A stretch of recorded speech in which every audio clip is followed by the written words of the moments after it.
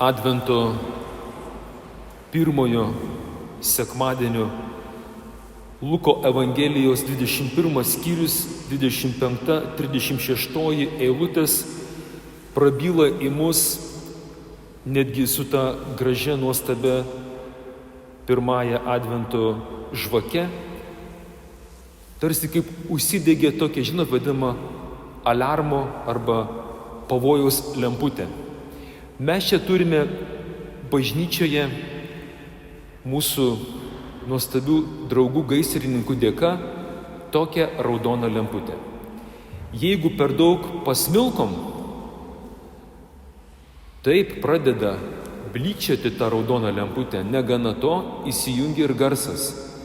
Taip čia viskas cypia, klykia, tiesiog negali užmigti. Tada visi pranciškonai laksto, ypatingai gvardijonas su klebonu arba atsakingi žmonės, ir stengiasi kažką padaryti, kaip užtildyti tą cypiantį sirenos garsą ir užgesinti tą lemputę. Dėmesio. Lygiai tą patį šiandien siūlo Dievo žodis. Visos tos atsargumo priemonės, signalizacijos yra dėl vienos priežasties. Paskutinėje Luko Evangelijos 21-36 eilutėj parašyta: tam, kad pajėgtumėte išvengti visų būsimųjų nelaimių ir atsilaikyti žmogaus sūnaus akivaizdoje. Išgirdom? Dabar. Čia yra tik tai žodžiai. Ble, ble, ble. Ir mes, normalūs, šiuolaikiniai, neklausom tokių, girdėjom čia, visi čia mumis gazdina, nepagazdinsit. Ir nereikia mūsų gazdinti, žinot, dabar tokie posakiai gražus.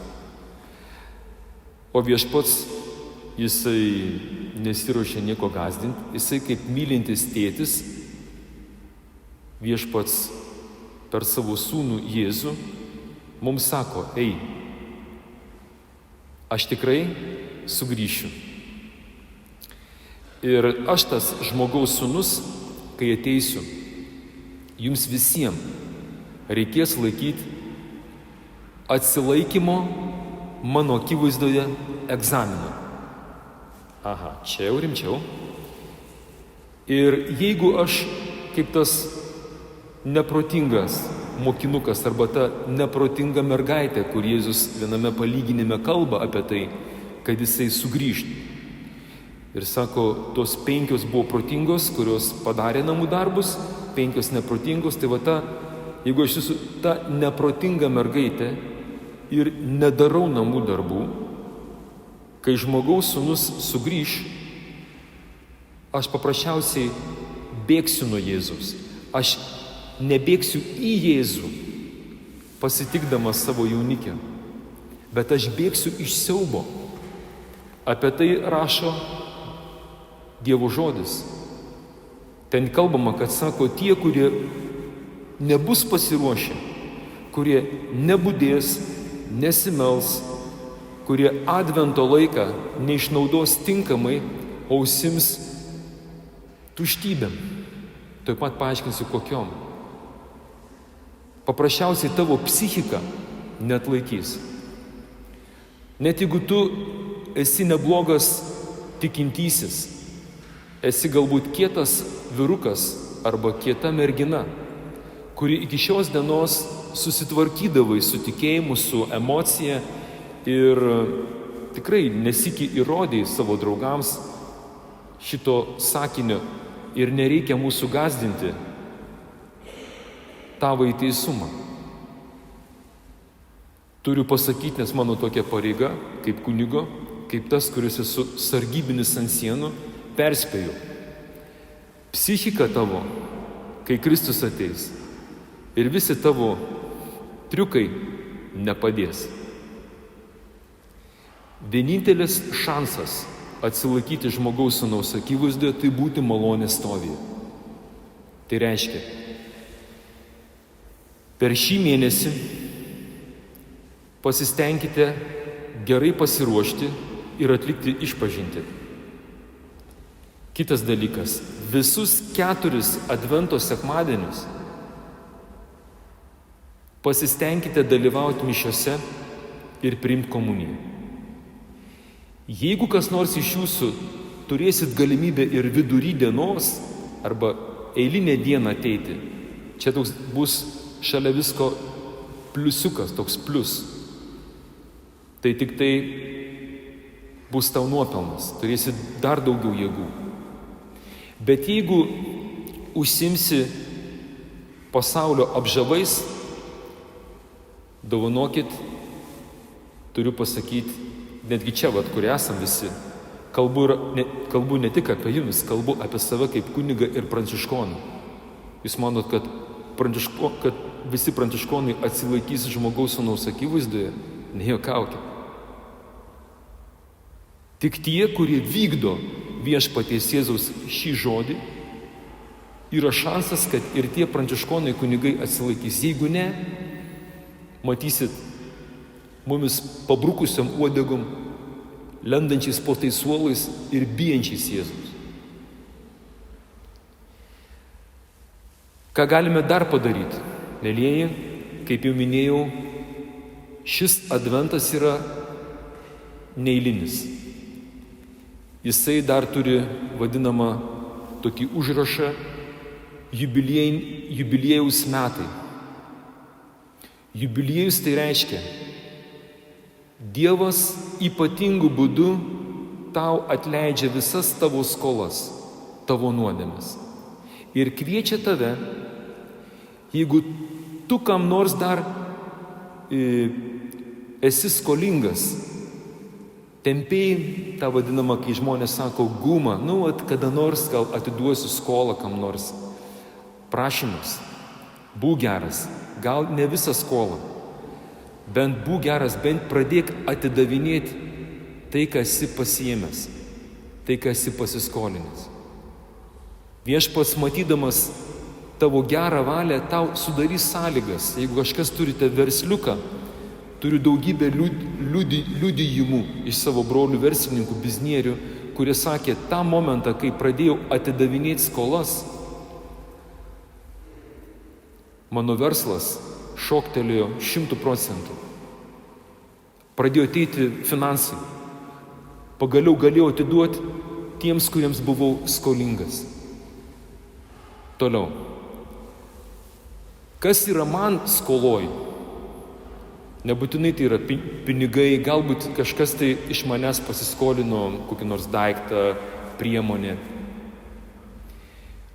Viduje būkite geri, čia dabar kalbu tik jums, kurie mane girdit, kurie negirdi, galbūt įdėsim į mūsų parapijos YouTube kanalą, galėsit paklausyti, galėsit pasidalinti su tais broliais seserimis, kuriems kas nors yra skolingas. Mylėjai, mes irgi turime atleisti. Ir pats svarbiausias dalykas tai yra, jeigu kas tave įskaudino, yra čia jūsų tarpe tokių, kuriems, kaip sako žmonės, užmynė kažkas ant skaudamos vietos, įžeidė darbę. Čia matau yra moksleivių, vaikų. Įskaudino mokykloje. Šeimoje, neskyrė tau daug dėmesio ir tu įsiskaudinai. Galbūt kažkas tavęs nepastebėjo ir neįvertino, nesumokėjo tau kažkokių tai pinigų, kurias tau atrodė, kad tu buvai vertesnis daugiau. Mylėjai, būkite geri, šie metai jubiliejaus metų. Jeigu nori atsilaikyti žmogaus sūnaus akivaizdoje, tiesiog taip sudedu rankeles ir maldauju. Nejuokaukim. Jėzus perspėja, jeigu tu iš visos širdies neatleisi savo skolininkui, tau galas. Neatsilaikysi mano akivaizdui. Nes sako Jėzus, tai ir mano dangiškasis tėvas tau neatleis tavo skolų ir tavo nuodėmių. Parodykit man bent vieną iš jūsų, parodykit man šitame mieste, kuris yra be nuodėmės.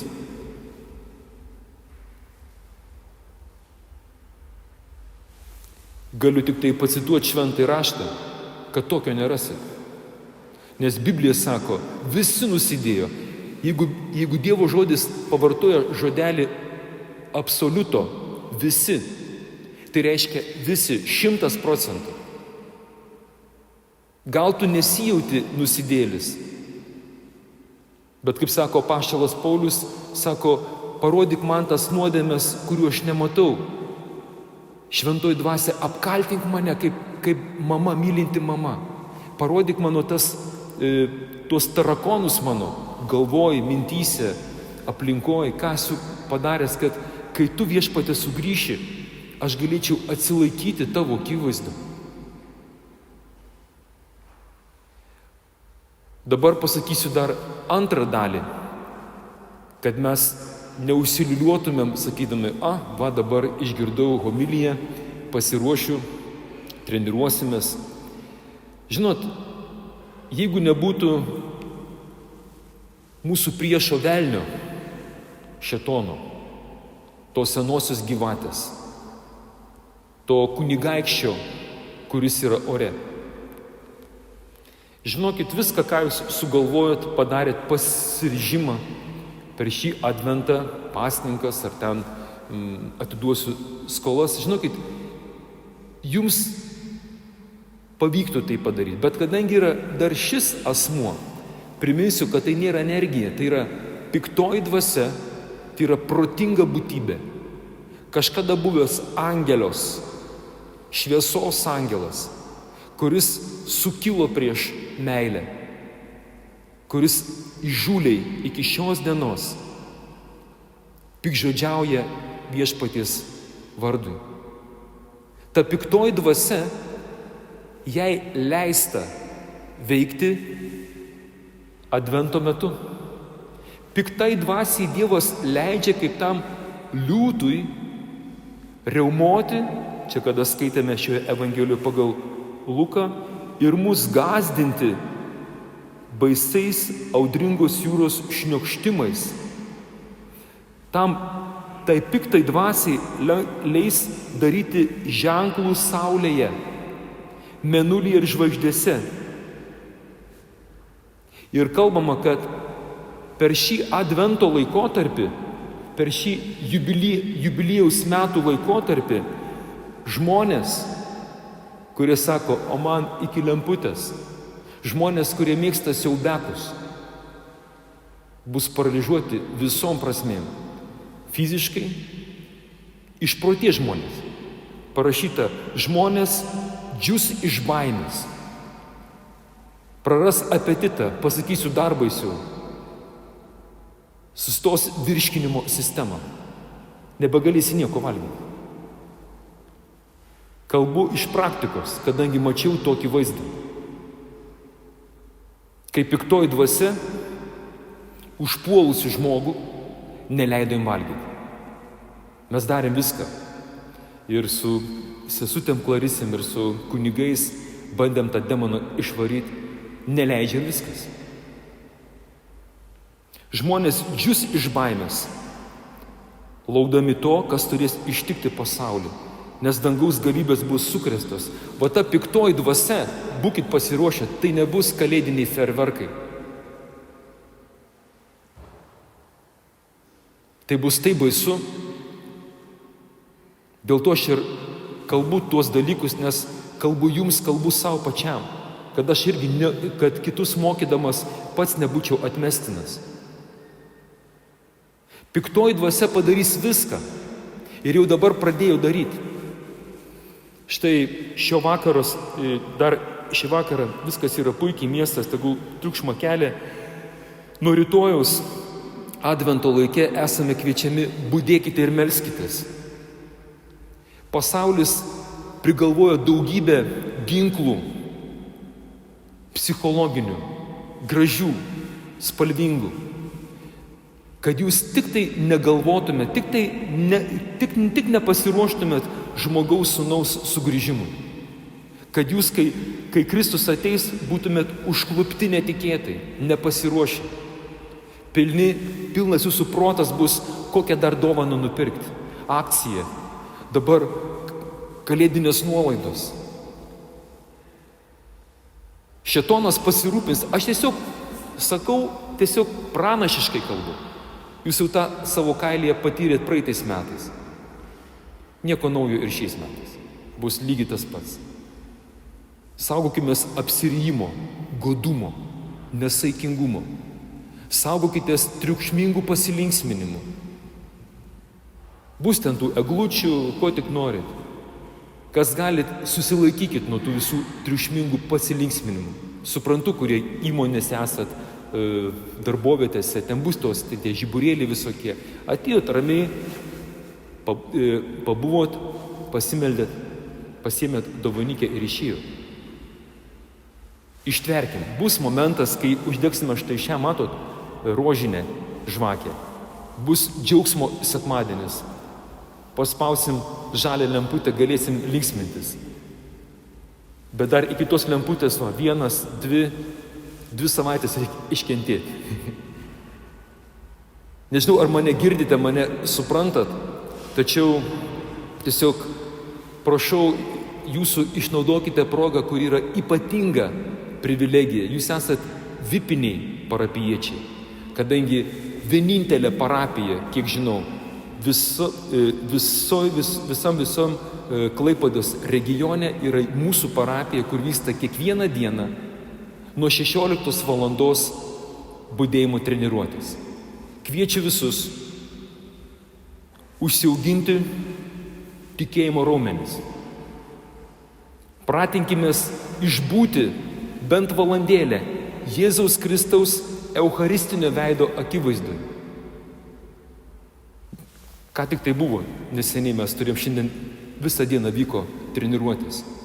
Tie, kurie esat buvę adoracijų, matėt, jūs prie savo to kvadratinių juodo daikčiuko telefono atmerkę akis išbūnat po 2-3 valandas. Net nepastebit prie televizorių. Kai tik tai įstatom švenčiausią sakramentą, sukaupk jėgas. O tai būni, Jėzus akivaizdu ir įmiršti va taip. Akis nuleidai. Tiesiog kaklo slaustelį paralyžiuoji. Neišbūnam. Tai yra tokia super galimybė. Ateis dienos, va dabar aš tiesiog pranašauju. Ateis dienos, gal tas, jeigu įrašas išliks po 1000 metų, žmonės mokysis iš mūsų kretingiškių, kaip šitą kariuomenę, kretingiškiai, žemaičiai, rimtai ruošiasi žmogaus sūnaus sugrįžimui. Ir kai jūs būsite pripratę kiekvieną dieną bent valandėlę pabūti Jėzaus akivaizdu, tai kai Kristus ateis, sakys, čia mano žmonės. Jūs atlaikysit fiziškai, psichiškai, morališkai ir dvasiškai. Šaukėme šventosios dvasios, aleliuja, kad mus paruoštų. Amen.